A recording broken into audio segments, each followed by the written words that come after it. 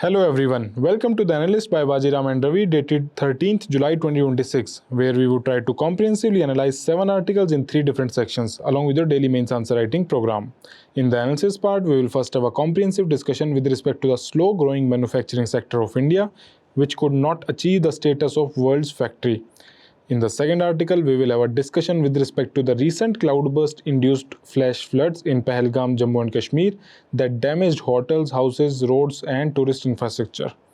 Then in the mains value addition section, we will have a look at some of the data related to the functioning of courts and the issues around court vacations.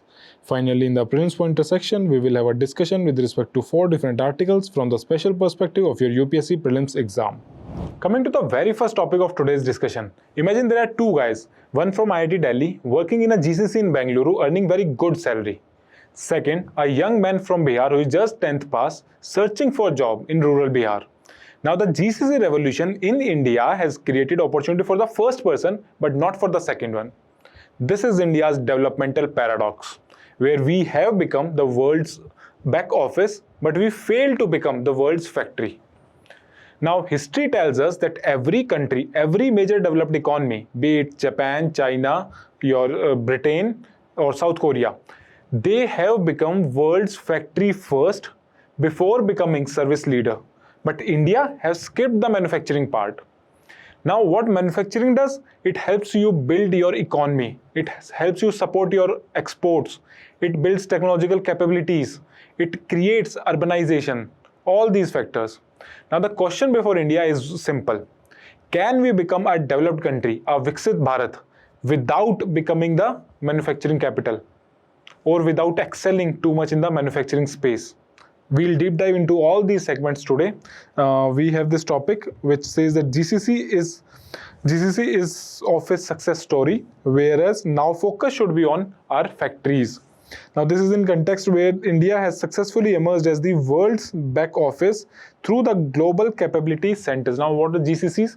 See, earlier what used to happen, the business model was like that a major US company, they used to outsource their work to an Indian IT services firm. HCL, Tech, Infosys, TCS, they used to give these companies their work.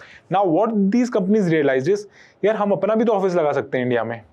So they came to India, they hired few people from these companies, the mid-level management, and they set up their own office.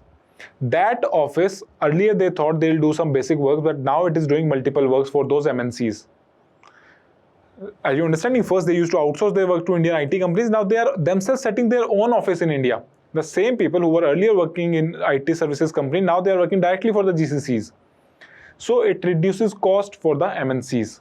Now it started as some basic works, but they are becoming global capability centers for the MNCs. All their global IT related works are being done here. This is a success story for India. We have successfully, I think more than 2000 GCCs are present in India among the global top 500 firms. Clear?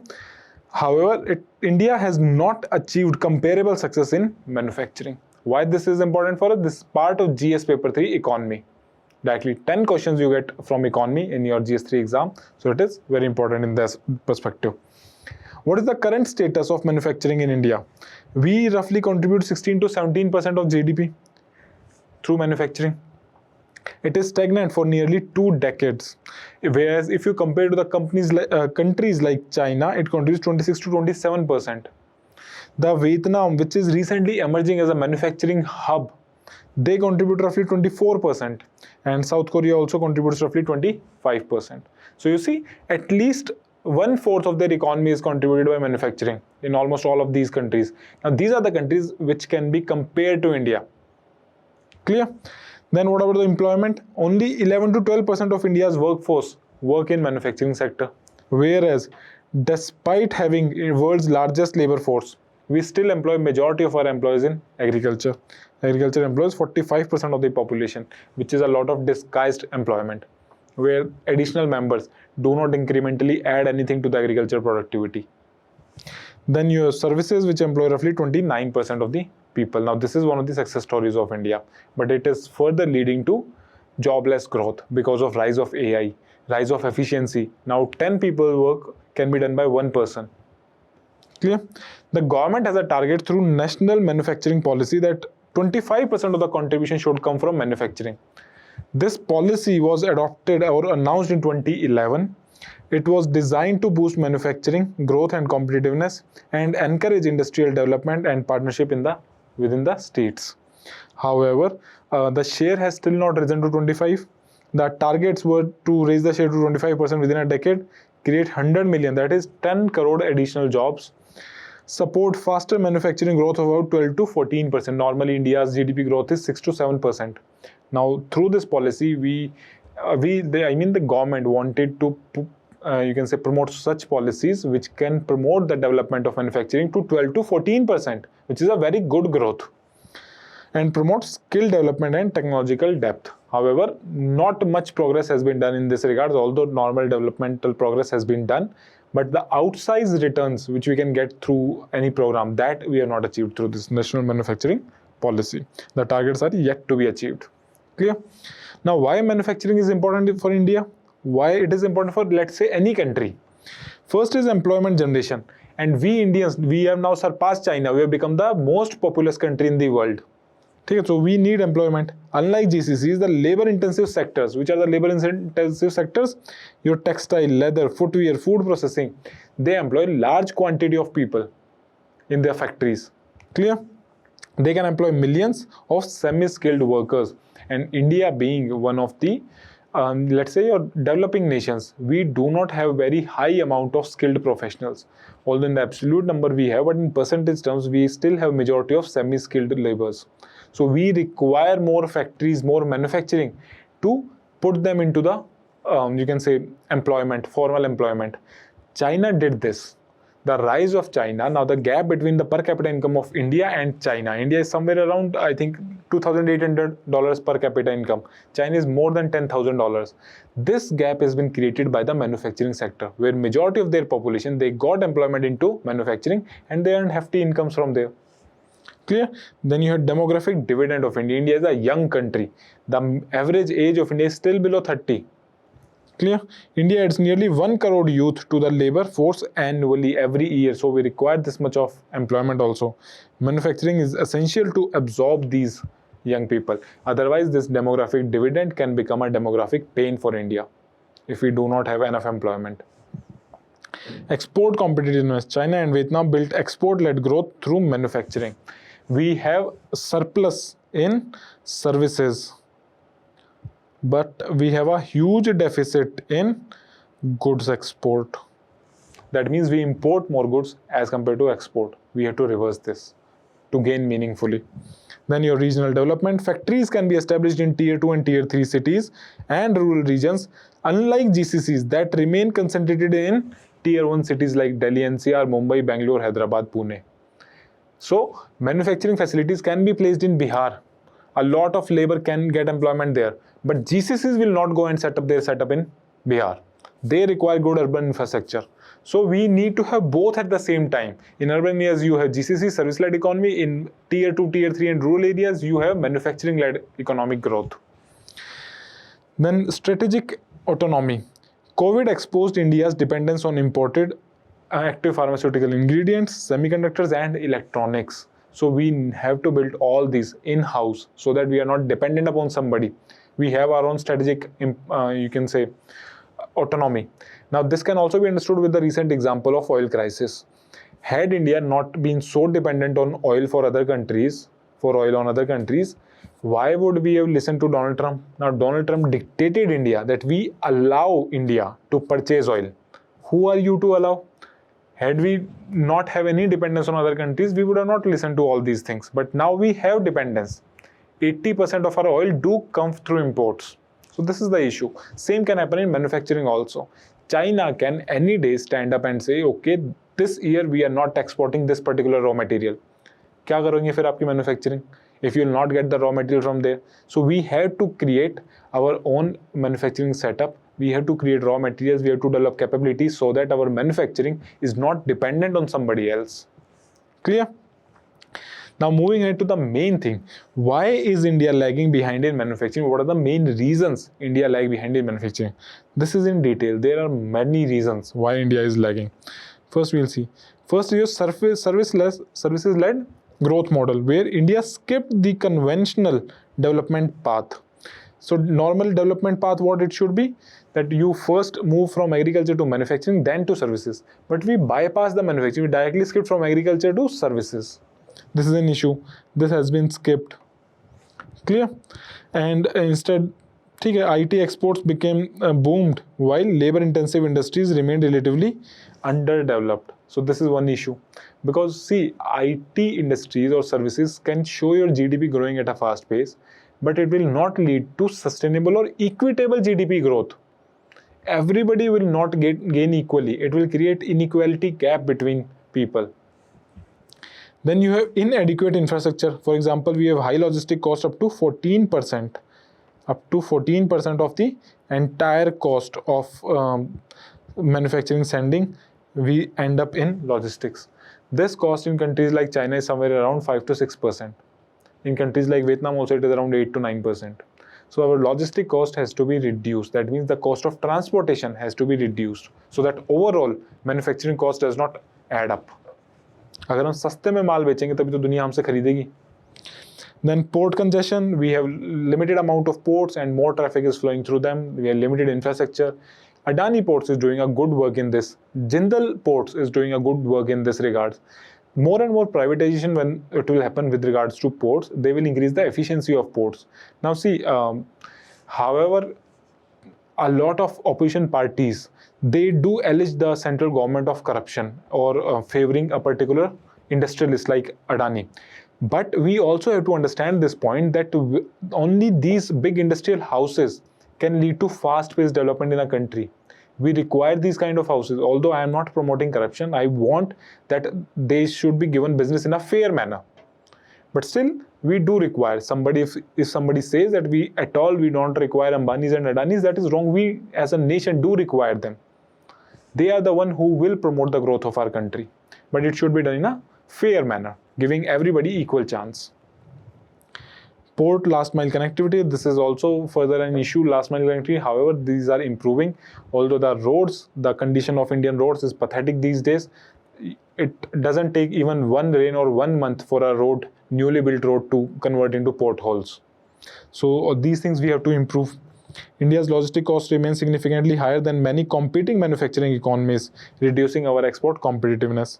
Similarly, high cost of doing business. For example, industries face expensive electricity, high transportation cost, and compliance burden. Compliance burden can also be called in the form of red tapeism. Red tapeism. What does red tapeism means? That means your bureaucratic setup has created so many compliance burdens that you require this, and so many of documents for your for starting your factory. So it becomes a hectic issue. There are some countries, let's say example of New Zealand, which requires just one permission for setting up a restaurant. In India, it requires around 20 permissions for setting up one restaurant. So your ease of doing business is not as improved till now. Although we have achieved good results in ease of doing business, but still we are far behind. And last is skill mismatch. Manufacturing requires welders, machine operators, electricians, and technicians. Engineering graduates often remain unemployable for manufacturing jobs. Now, what we are taught in our colleges, it is not exactly required in the industries. So we require industry and institution collaboration, so that exact things what are required in the industry, they are taught in the colleges. Clear?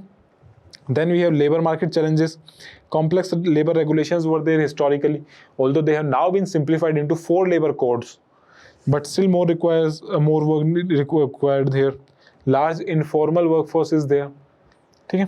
Then you have low female labor force participation. The woman participation is still, it is increasing more in rural areas, but in urban areas still very low. We require more, and wherever woman participation is there, it is restricted to, let's say, your pink collarization. That means women are looked upon as teachers, nurses, and daycare workers, like this.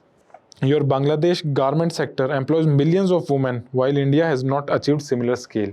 In this regard, we are even behind Bangladesh. Then your land acquisition problems. Industrial projects often face delays due to land acquisition disputes. Now, if the government easily is not able to acquire land, they require a lot of permissions, a lot of people, they put complaint into the courts, and the case goes on for a long time. We'll see these things also, why this case goes on for a long time in our mains value addition section. Then you have MSME constraints, like MSME contribute significantly to manufacturing but suffer from credit shortage. That means formal money, they do not easily get formal credit at lower interest. There is technological gaps and low productivity in MSME sector. Small textile units struggle to modernize productivity.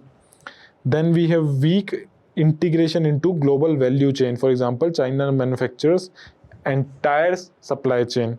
India often assembles imported components, like what was happening in case of Apple iPhone recently.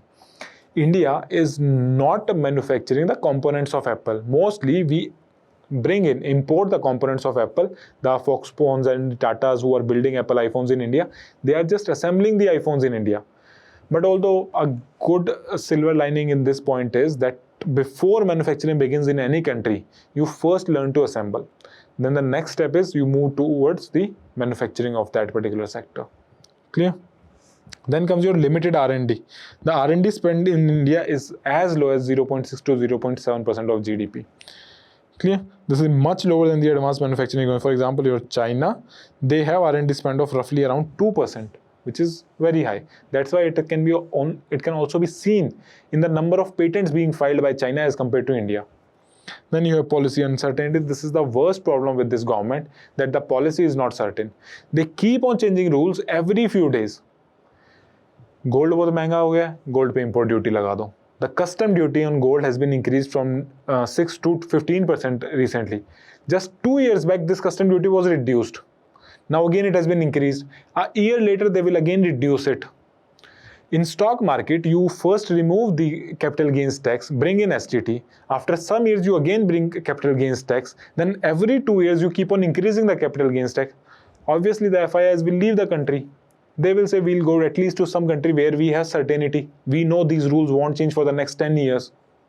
So policy uncertainty is very bad for any manufacturer. Imagine you are a businessman, you want to set up a factory in a country.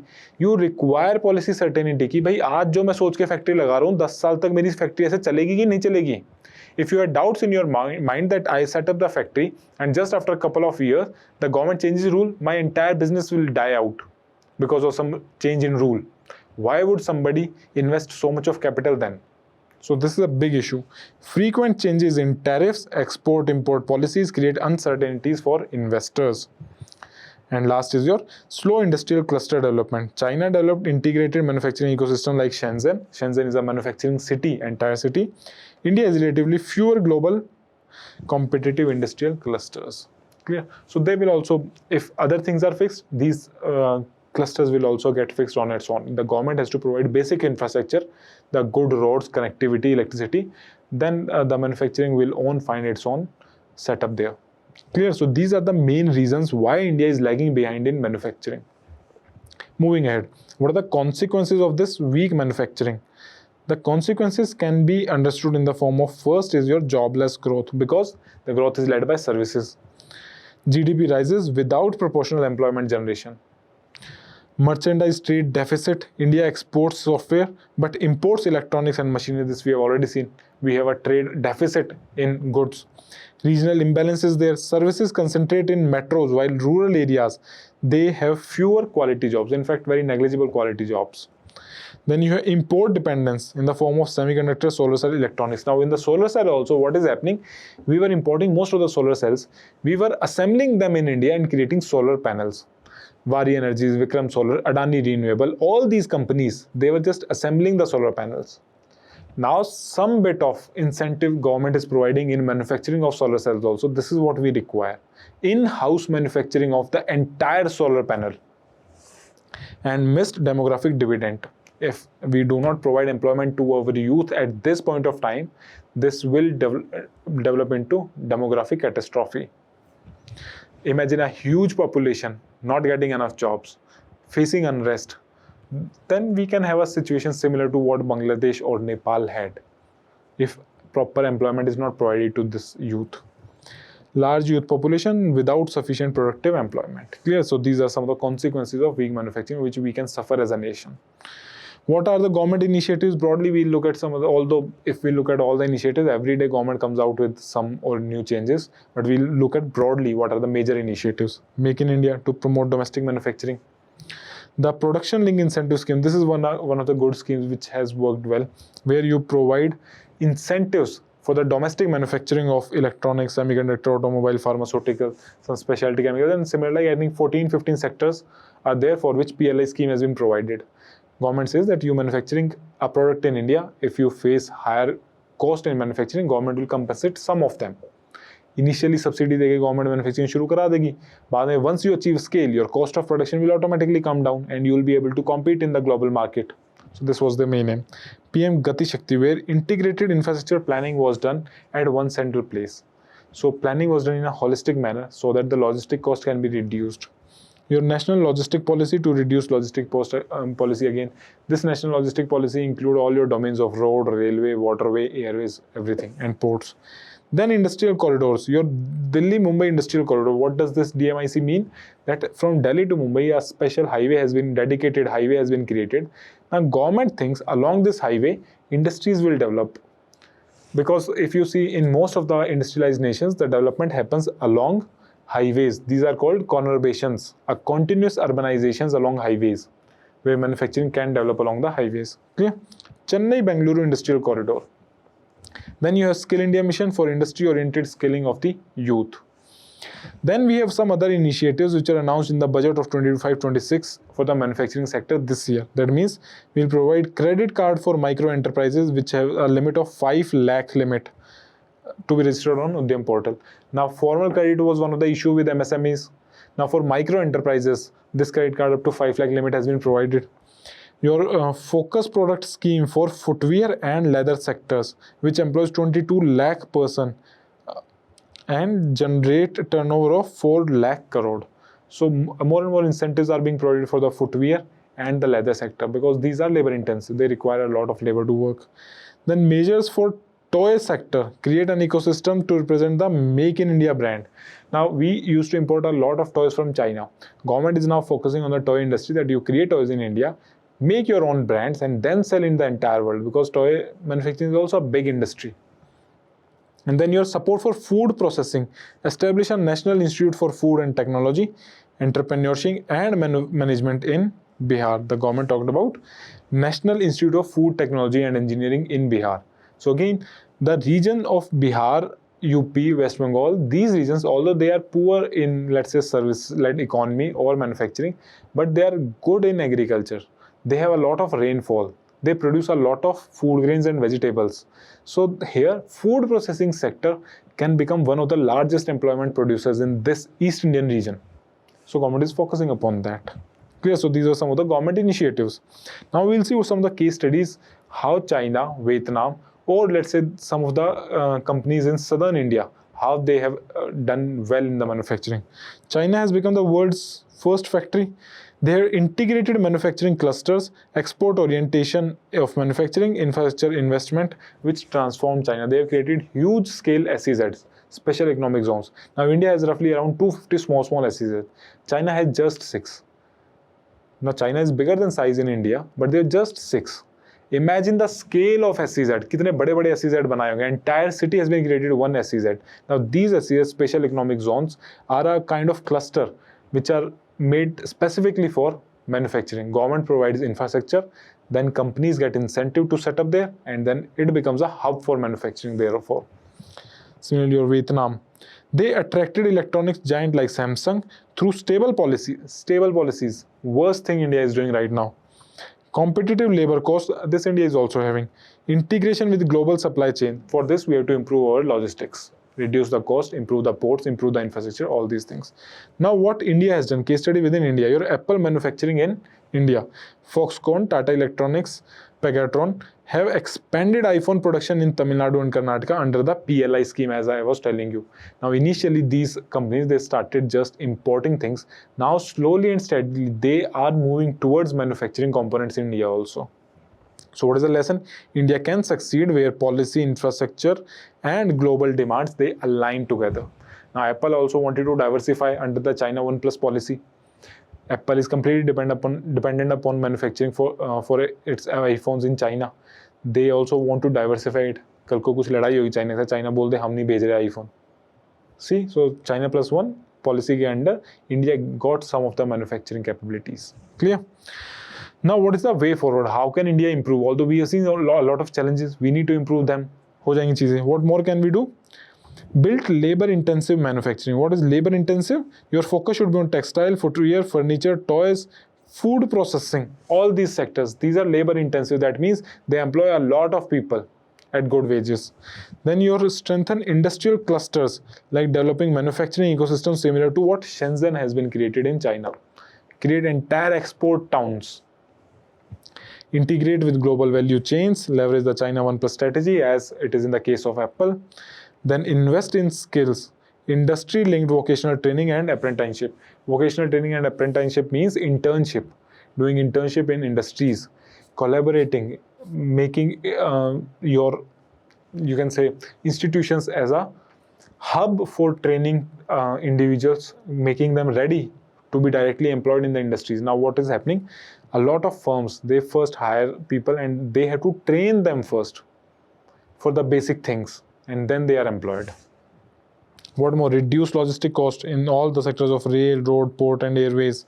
Then stable industrial policy, predictable tax, tariffs and export policies to improve investor confidence. This confidence is very necessary, which is right now lacking in India. That's why a lot of FIs have left India. And last is promote Industry 4.0. Industry 4.0 talks about AI, robotics, IoT and advanced manufacturing. You have to focus on robotics, IoT, 3D printing can be a new thing.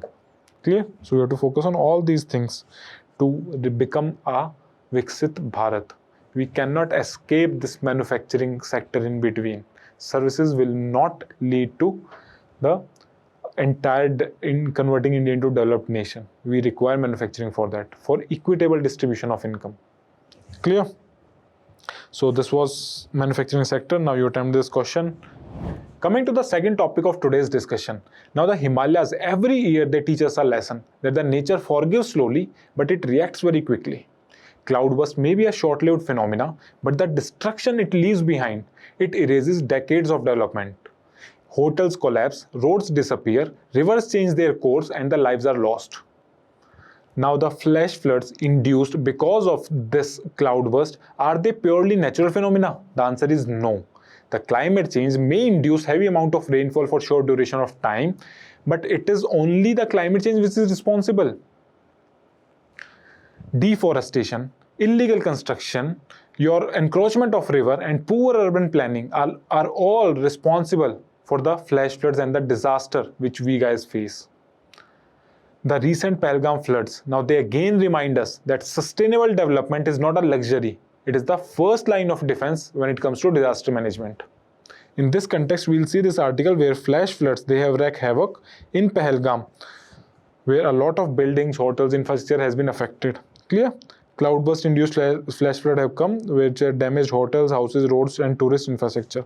It is part of GS paper 3, disaster management. Now what is a flash flood? As per the United States National Oceanographic Atmospheric Association (NOAA), flash flood is a rapid rise of water along a stream or a low-lying urban area. Now this may be due to extreme heavy rainfall. The reason may be extreme heavy rainfall, cloudburst, dam failure or glacial lake outburst flood. These are some of the natural factors why flash floods occur. What are the major categories? There is major, not categories, it should be major characteristics.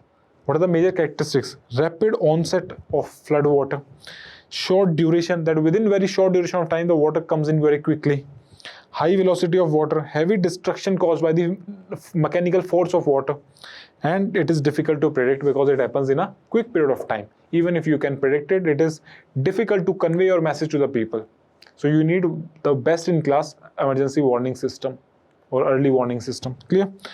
More than 100+ deaths and 300 crore of loss in Himachal Pradesh happened in July of 2025 because of these flash floods. India is the worst affected country through floods just after Bangladesh. That means we are second worst affected country because of floods. Ministry of Jal Shakti has said that $12 billion of GDP loss occurred due to flash floods in 2024. And the same Ministry of Jal Shakti also said that 184 flash flood events occurred in 2022. And every year almost similar kind of incidents occur with regards to flash floods. Some year it is less, some year it is high. On average, it is increasing day by day because of climate change. Clear? We have a lot of news like this where dozens of people are missing after flash floods and landslide in the Himalayan states. Moving ahead, what are the main causes of this flash floods in India? Now, the causes can be categorized into natural causes, human-induced causes, and the climate change-induced causes. Although climate change-induced causes are also part of human-induced, because ultimately humans are responsible for climate change.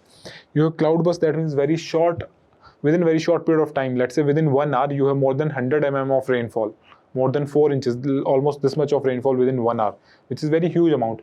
Water from all the high-lying areas, it gets accumulated into low-lying area and flash floods come. Steep topography of Himalayas, water comes down very quickly at a high pace, inundating the low-lying areas. Glacier lake outburst flood. Let's say there is a glacial lake has been created where ice has melted and now lake is converted. If there is a structural failure in that natural dam, a natural lake, the water will rush in at a very fast pace and flood the low-lying areas. Similarly, sudden dam failure or reservoir failures, because of, let's say, any earthquake, a dam fails, or for any other reason. Then you have human-induced causes like unplanned urbanization. Our urbanization is haphazard. We have not provided for enough stormwater drainage systems also. So this entire system chokes suddenly when it is heavy rainfall. Encroachment of floodplains and river channels. A lot of construction on floodplains is happening. For example, the Delhi government secretariat, where the MLAs sit, that is created on floodplains. The entire Commonwealth village, when Commonwealth Games happened in 2010, it was created on floodplains. The Yamuna Bank metro station is created on floodplains. The Akshardham temple in Delhi, it is also created on floodplains. So these are the legal encroachments which government has done on floodplains. What we can expect from local people then? Deforestation and hill cutting. Because of this deforestation, less water is infiltrated into the soil. More runoff is there, faster runoff is there. Unsustainable tourism. Again, it leads to illegal construction, encroachment of river valleys. Everybody wants to create a resort exactly at the side of river. But what happens when the flood comes? The entire resort gets washed away. And poor urban planning, all these factors. Then you have other climate induced, that for example, increase in extreme rainfall events. Because of climate change, the period of rainfall is shrinking. Now the amount of rainfall happening is same, but earlier it was distributed over a long period of time. Now it is concentrated in a small period of time. For example, the rainfall which had to come in 1 week, it comes in 1 day, and then 6 days are dry period. So the total amount of rainfall happening is same, but it is being concentrated. The intensity increases in that 1 day, which causes flash floods. Accelerated glacier melting because of global warming. Fast pace of melting is happening. Erratic monsoon pattern. Sometimes it is having dry spells, sometimes it is having wet patches at a very high intensity. And then changing Himalayan climate. The Himalayan Hindu Kush region is called the third pole. It is melting at a quick pace. Apart from this, one more factor is your soil saturation. The soil, when it is saturated with water, it starts acting as a lubricating factor. So the entire, let's say when the earth's surface, the soil beneath it is saturated with water, it acts as a lubricating layer. It comes down very quickly along with the water. So it creates a muddy situation. Again, it exaggerates the vulnerability of people in the low-lying areas. Clear? So these are some of the main causes. Now, why are Himalayas particularly more vulnerable? Because they are young fold mountains. Steep slopes are there which accelerate the runoff coming from the slopes. There is fragile geology. That means frequent landslides also happen along with flash floods. Now these landslides, they can create, if a lot of landslide occurs, let's say in a river, they can block the way of a river, then can create a temporary dam within a river valley. Suddenly that dam will collapse somehow and it will create flash flood in the low-lying area. You have melting of glaciers, which you've already seen. Unplanned infrastructure, road widening is happening. A lot of hill cutting is happening because of this hydropower project. And a good example of this road widening is your Char Dham roads in Uttarakhand. Your Kedarnath, Badrinath, these roads are being expanded to increase the tourism. High tourism pressure in Char Dham, Pahalgam, Shimla, all these regions. What is the impact of then this flash flood? Now, we have seen the causes, but इससे होता क्या है? A loss of human lives. Kedarnath disaster. Everybody must be remembering that Kedarnath disaster. The movie was also created, Kedarnath, by Sushant Singh Rajput. Then infrastructure damage. Hotels, resorts, roads, bridges, everything gets damaged. Ecological damage. river channel alters its path. Forest degradation happens. A lot of wildlife are dependent on that forest. Economic losses there in the form of tourism sector suffers. Agriculture is affected. Livelihood is disrupted. Local communities, they depend on tourism and they face a loss of income because of these events. Now, for example, right now it is the monsoon season, but a lot of people do not willingly go at this time to Himalayas. Why? Because of these kind of events of landslide or debris flow. You have these flash floods, cloudburst because of this. Clear? What is the Pahalgam case study? Why it happened here? What went wrong in that particular place? There was encroachment of flood channels, creating illegal hotels. Hotels reportedly constructed near natural drainage channel. Exactly what I said. Everybody wants hotel or resort right next to the river. Commercialization of tourism, unchecked hotel construction, violation of environmental norms, construction in ecological fragile zones, which are highly environmentally sensitive. Weak enforcement, poor monitoring of illegal construction. Everybody has hand in gloves. The authorities take money, corruption, allows you to construct hotels illegally. And then your climate change, which leads to extreme amount of rainfalls in short duration of time. So ultimately it is natural hazard plus the governance failure, which ultimately leads to the disaster. So the hazard plus vulnerability created by our own people, it leads to disaster. Clear? Moving ahead, what are the government initiatives with regarding to almost any disaster? You have NDMA, National Disaster Management Act of 2005, created after the 2004 tsunamis. NDMA guidelines on flood management. Now these guidelines are for both your normal urban floods, flash floods, or any kind of flood. NDMA gives guidelines. State authorities and district disaster management authorities, they implement these guidelines. Flood forecasting by Central Water Commission. National Mission for Sustainable Himalayan Ecosystem to have sustainable development in Himalayas, and National Disaster Response or NDRF, which have specialized capabilities to rescue people in case of any such disaster. Clear? Similarly, we have SDRF also, State Disaster Response Force. Now coming to the way forward, what can be done? Now this is a wrong heading here. Way forward is based upon what needs to be done in case of your flash floods, how it has to be improved.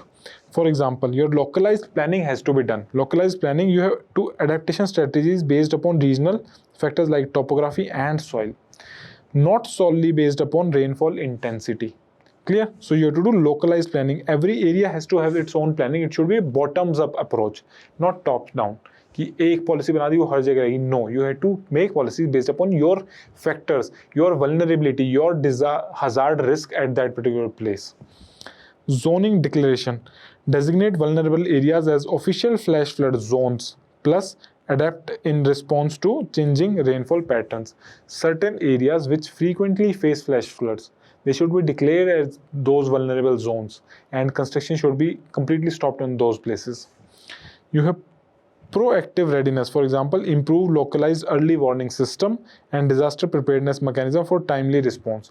Small units of disaster response teams have to be created in all the places, at least on those places which have high tourism, high urbanization areas. Resilient infrastructure, recognize emerging flash flood hotspots and invest in resilient infrastructure in those places.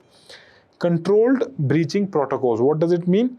To safely reduce the water volumes, pumping or siphoning out excess water or excavating a controlled drainage channel based upon the satellite inputs. Let's say if a glacial lake outburst flood, a lake has been created, glacial lake has been created.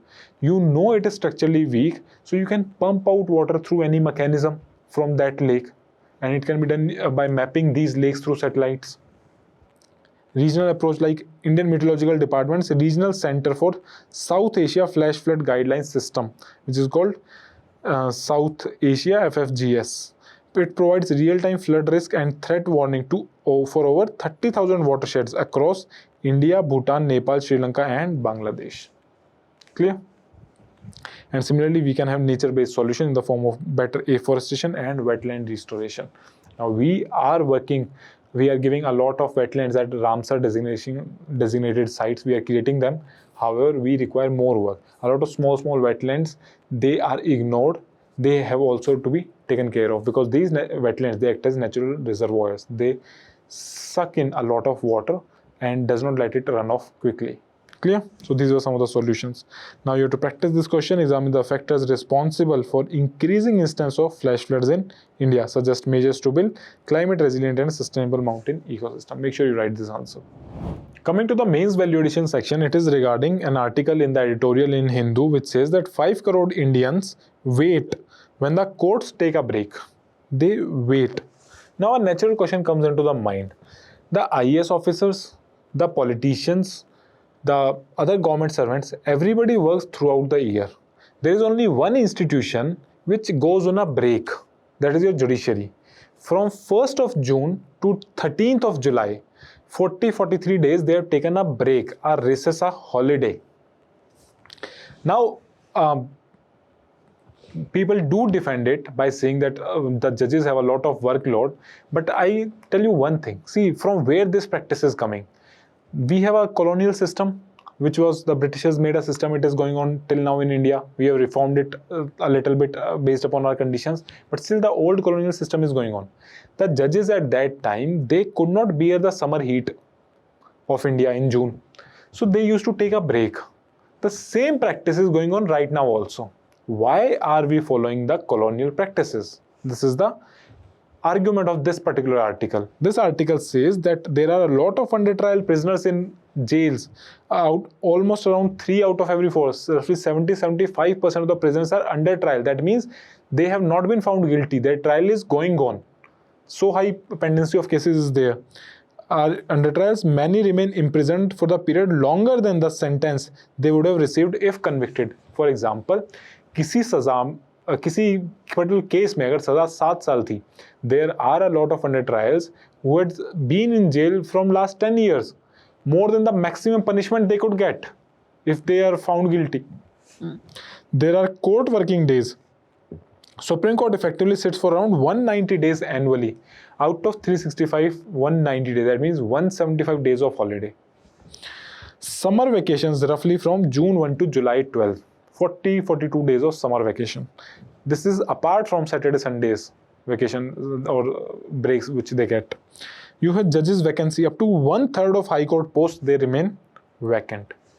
Lok Adalats, over 23 crore cases have been settled through Lok Adalats in the last 3 years. Now this is a good example of alternate dispute resolution mechanism, ADR.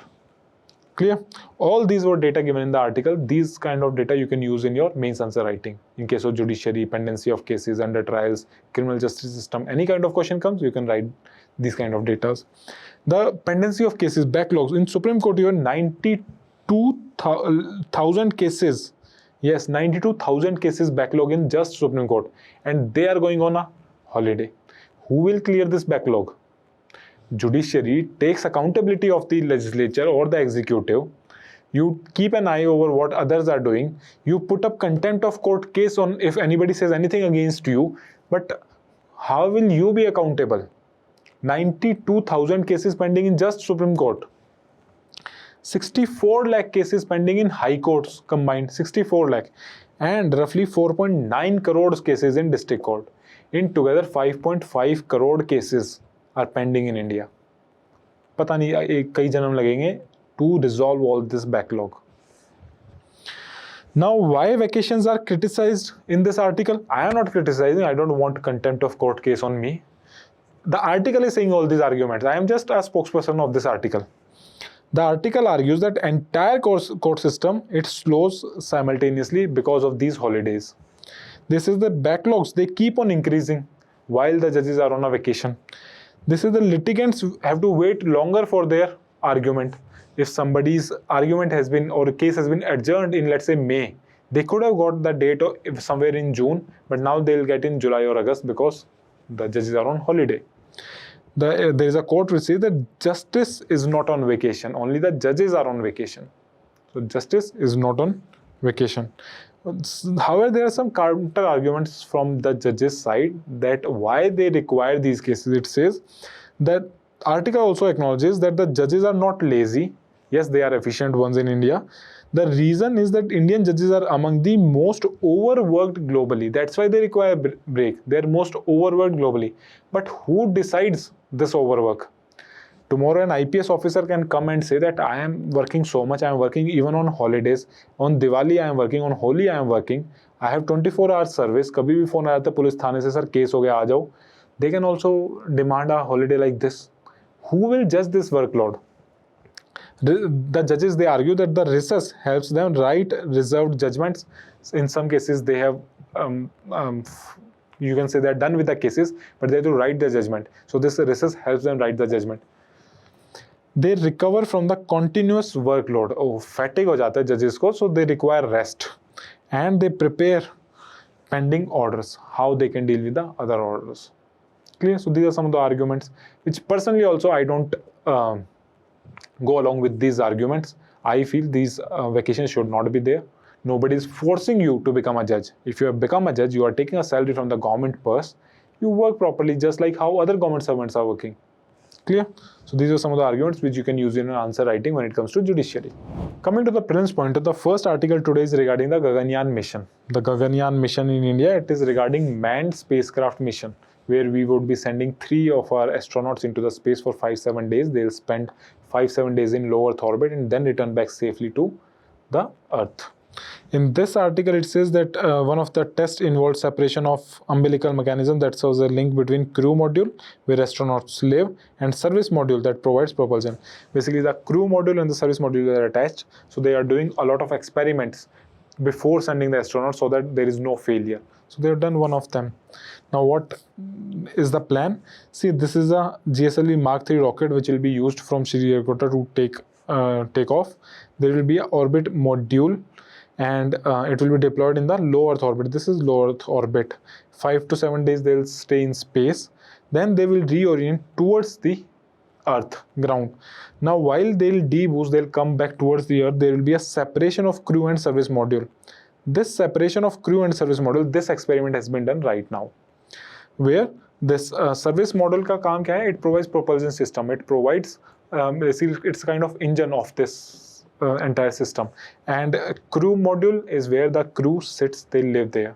Clear? They comes down. While coming down, the parachutes will be deployed. The parachutes will try to slow down the speed of descending, and then these modules, they will splash down in the Arabian Sea in the Gujarat. Basically, this module will land into the sea, where some impact will be borne by the parachutes and some by the water, and they can safely land. Clear? So this is the mission involving 10,000 crore rupees. Now our ISRO and government says that within this 10,000 crore budget, we are one of the most efficient countries doing this type of space mission.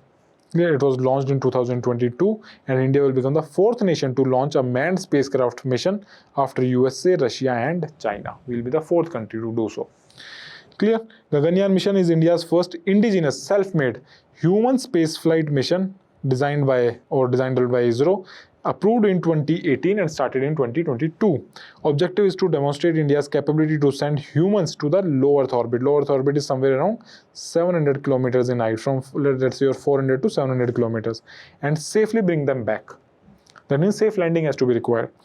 The mission, it will carry 3 astronauts, which will be called Gaganyatris, into low Earth orbit around 400 kilometers height for about 7 days, followed by a safe splashdown into the ocean, where the Indian Navy will recover the astronauts from that.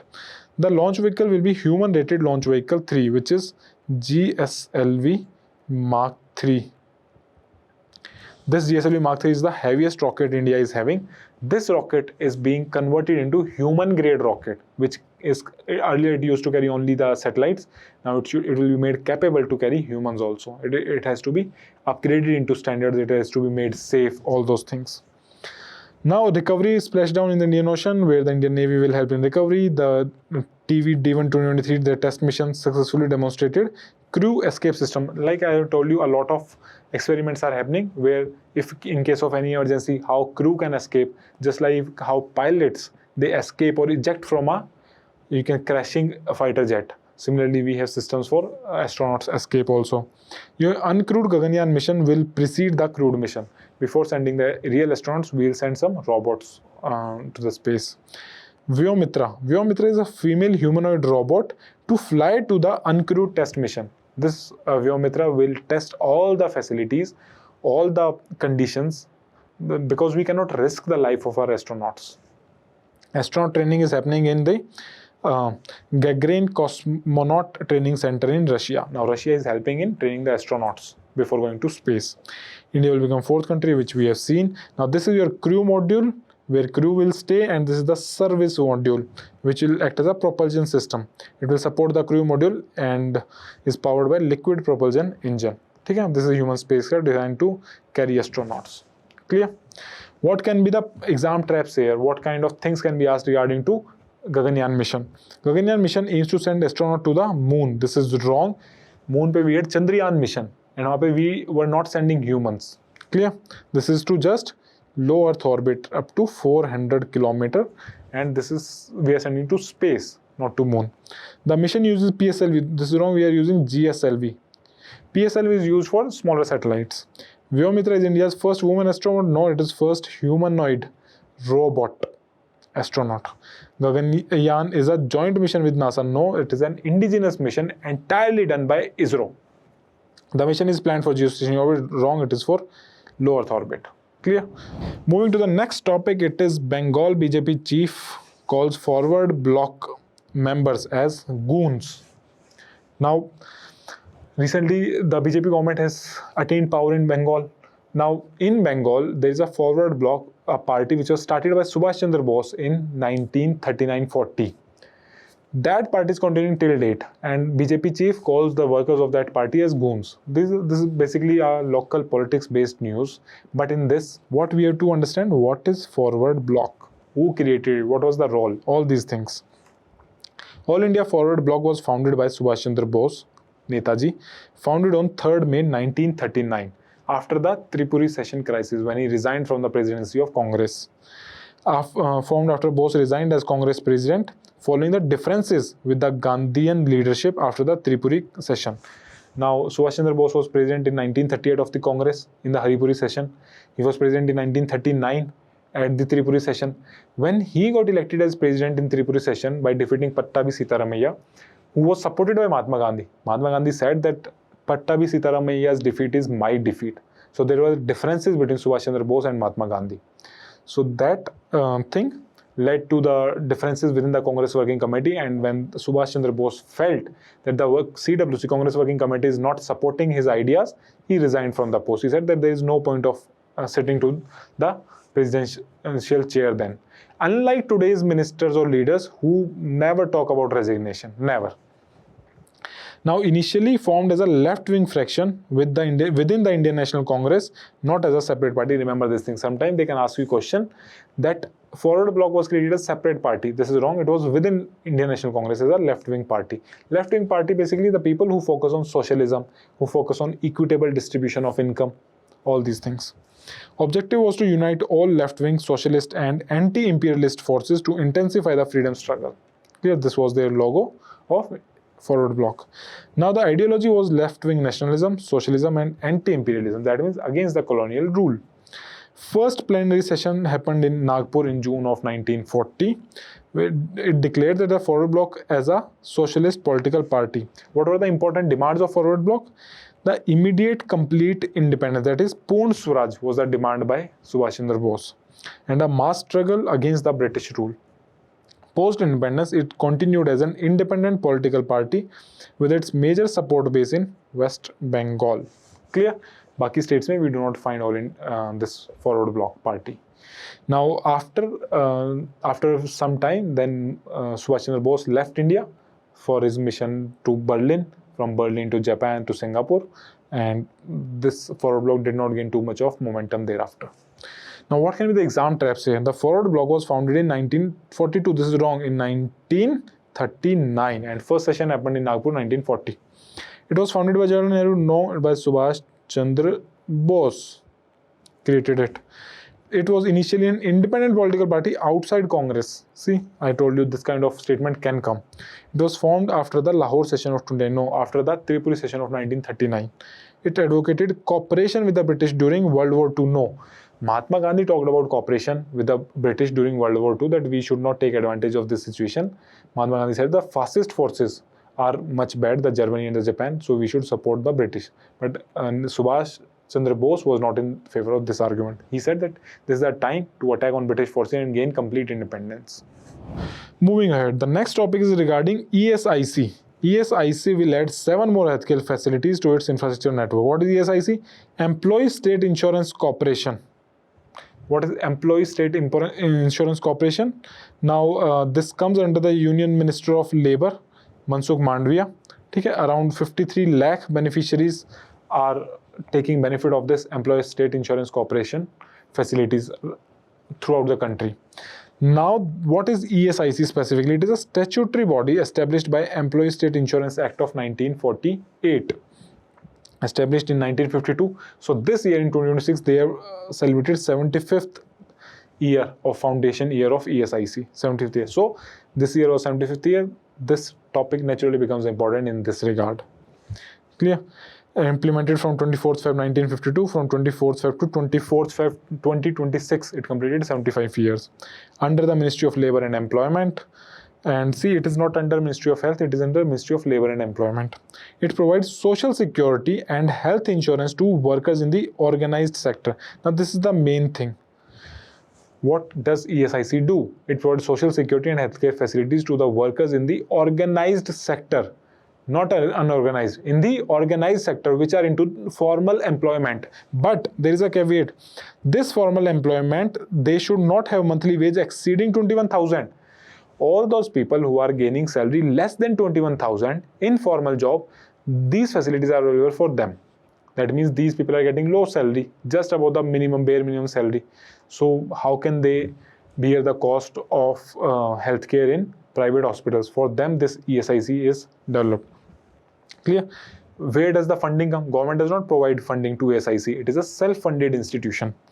Primarily covers private employees earning wages up to a prescribed ceiling. Government decides the ceiling. Right now it is 21,000. There are demands that increase this ceiling to 25,000. That whosoever earns up to 25,000, they will be covered under this. Clear? For person with disabilities, the ceiling is 25,000. The demand is कि इनकी बढ़ा के 30,000 कर दो. Now this is funding is done, as I told you, in self-financing model, where employers and employees, they contribute together. 4% of the salary from this formal setup goes to the ESIC pool.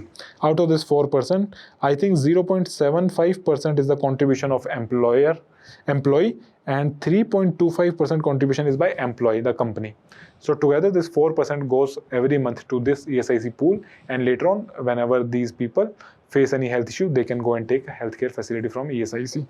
Headquartered is in New Delhi, healthcare facility ESIC hospital, dispensaries, and there are tie-ups also with other hospitals across India. What is the significance? One of India's largest self-financing social security and healthcare insurance schemes within India. Self-financing. Clear? Now some of you may ask you, why do we require these facilities when we have government hospitals also? Why can't a person earning less wage can go to government hospitals? See, government hospitals are often overcrowded. They face a very high demand of services. So people get their number after a very long time. A lot of people who come for surgery in AIMS Hospital, Delhi, they get timeline for 2 to 3 months later, sometimes up to 6 months later, because all the slots are booked. So to reduce this workload, to provide some formal people with formal employment, they separate better facility where it will be less strained, less congestion will be there.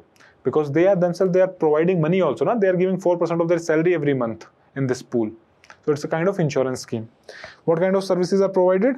Medical benefits, sickness benefits, maternity benefits, then disablement benefits, your dependent benefits to your dependents, and other benefits. For example, your benefits in case of any small accidents and all those things, they are provided time to time. Clear?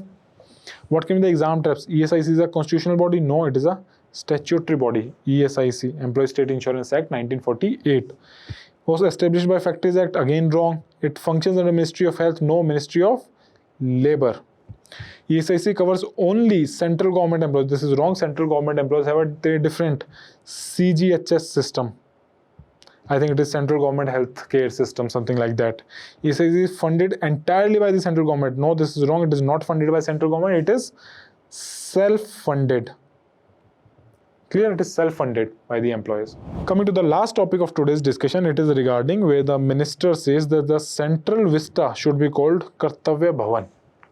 the Minister of Housing and Urban Affairs, Manohar Lal Khattar, he said that the Central Vista complex, the entire created in New Delhi, your Parliament building, Rashtrapati Bhavan, PM House, new Central Secretariat offices, which is right now called Central Vista project, it should be called Kartavya Bhavan. Clear? Kartavya Bhavan area. So government is building 10 new secretariats here. The government has completed 3 buildings and named them Kartavya Bhavan. The central secretariat buildings will be now called Kartavya Bhavans. And so far we have been calling it Central Vista, call it Kartavya Bhavan, all this. This is part of your governance. Now what is Central Vista project you must be aware of. Central Vista complex is the center of administration in India as well as a famous tourist attraction because India Gate also lies here. So it is a famous tourist destination also. Location, it extends from Rashtrapati Bhavan to India Gate, Rashtrapati Bhavan to India Gate along Kartavya Path. Now the Rajpath, this Rajpath where 26th January parade happened, it is now called Kartavya Path. Its name has also been changed. Similarly, it might be called in future as Kartavya Bhavan. Fine. So it starts from Rashtrapati Bhavan, this Rashtrapati Bhavan right up to India Gate. Designed by Sir Edward Lutyens and Sir Herbert Baker, these were the 2 people, the Britishers, who designed the entire New Delhi area. Clear? This NDMC area. And also minor changes are now happening here. It was developed during the construction of New Delhi in 1911 to 1931 when British shifted the capital from Bengal to Delhi. The Central Vista redevelopment project was approved in 2020 and the Honorable Ministry is Ministry of Housing and Urban Affairs. Now what all is happening? The plan to redevelop a 3-kilometer stretch from Rashtrapati Bhavan to India Gate, your entire Rajpath area. New Parliament building will be created, which has been created already. Common Central Secretariats are being created. There will be 10 buildings. 3-4 have been created already. New residence for PM and Vice President will be created. Right now, PM is living in 7 Racecourse Road or the Janpath Marg. That name has also been changed. Now PM will, or in PM and Vice President both will be in a new house. Vice President has already got a new house at this Central Vista project. He has been shifted. PM house is still being under construction. And new building for Prime Minister's office will also be created. Here your new PM or Prime Minister's office will be there. Here new Prime Minister's house, Vice President's house, and this is President's house. Then your Rajpath, these are your new Central Secretariat offices. Clear? The implementing agency is CPWD, Central Public Works Department. What were the major components? New Parliament building, Common Central Secretariat, redevelopment of Kartavya Path, new Vice President's enclave, new PM office and residence, and executive enclaves. That means houses for other permanent executives also. New Parliament building was already inaugurated in 2023, this new Parliament building. Clear? Then Kartavya Path, Rajpath was renamed as Kartavya Path in 2022. This is your Kartavya Path, जहाँ पे 26 जनवरी की parade होती है. Clear? And architect who will be doing this redevelopment project is Bimal Patel. He's from Gujarat. He's a proper architecture organization. Clear? New Vice President enclave has also been created here. This is Vice President's enclave, just behind this Parliament building. So what can be the exam traps here? Central Vista extends from Parliament to Red Fort. Now this is wrong. Red Fort is nowhere in the site here.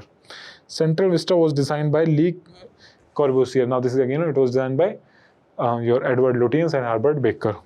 Rajpath was renamed Janpath. Janpath is a separate road close to CP. There is a market also in Janpath.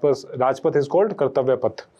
Central Vista project is implemented by Niti Aayog. Again, this is wrong. Implemented by CPWD and Ministry of Housing.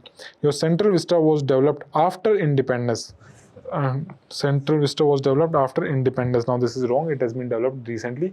Although the entire complex was created before independence, redevelopment is happening now. Fine. So these were some of the exam traps. Now with this, we end today's discussion. Now we'll see you again in the next discussion. Make sure you write the answers. Thank you guys.